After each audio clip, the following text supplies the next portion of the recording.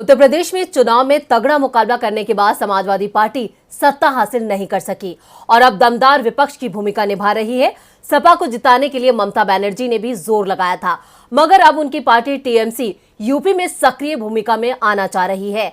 क्या ममता बनर्जी और अखिलेश यादव के रास्ते अब अलग होंगे या अखिलेश अकेले पड़ जाएंगे? देखते हैं ये रिपोर्ट। यूपी में समाजवादी पार्टी की सरकार बनाने के लिए ममता बनर्जी ने भी चुनाव प्रचार किया था, लेकिन अब तृणमूल कांग्रेस भी यूपी में सक्रिय नजर आ रही है और ऐसा लग रहा है कि समाजवादी पार्टी के लिए प्रचार करने के बाद टीएमसी 2024 के लोकसभा चुनावों में एक बड़ी भूमिका निभाना चाह रही है।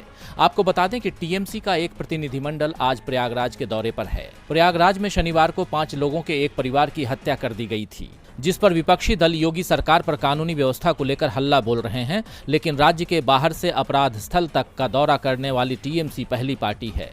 जबकि मुख्य विपक्षी दल समाजवादी पार्टी ने एक प्रेस बयान में घटना की निंदा करने से ज्यादा अब तक कुछ नहीं किया है।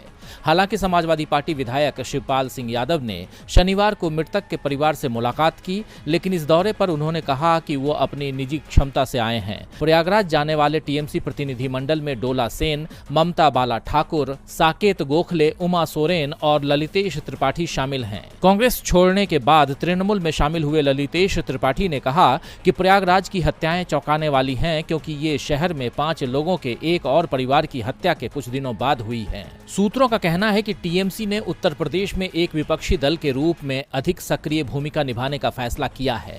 वो योगी सरकार का मुकाबला करेगी। टीएमसी के एक नेता ने कहा है कि ये स्पष्ट है कि यूपी में विपक्ष के पास सत्तारूढ़ भाजपा से निपटने के लिए आवश्यक पंच की कमी है और टीएमसी इस कमी को पूरा करना चाह रही है। वैसे टीएमसी के इस कदम को बीजेपी को जवाब के तौर पर देखा जा रहा है। पिछले दिनों पश्चिम बंगाल में भाजपा ने इसी तरह की टीमों को बीरभूम जिले के बोगटुई में भेजा था, जहां 9 लोगों को जिंदा जला दिया गया था और उसके बाद बीजेपी की टीम नादिया जिले के हंसखाली गई थी, जहां एक नाबालिग लड़की की कथित तौर पर सामूहिक बलात्कार के बाद मौत हो गई थी। अब बीजेपी की तर्ज पर टीएमसी अपनी टीम बीजेपी शासित राज्यों में भेज रही है।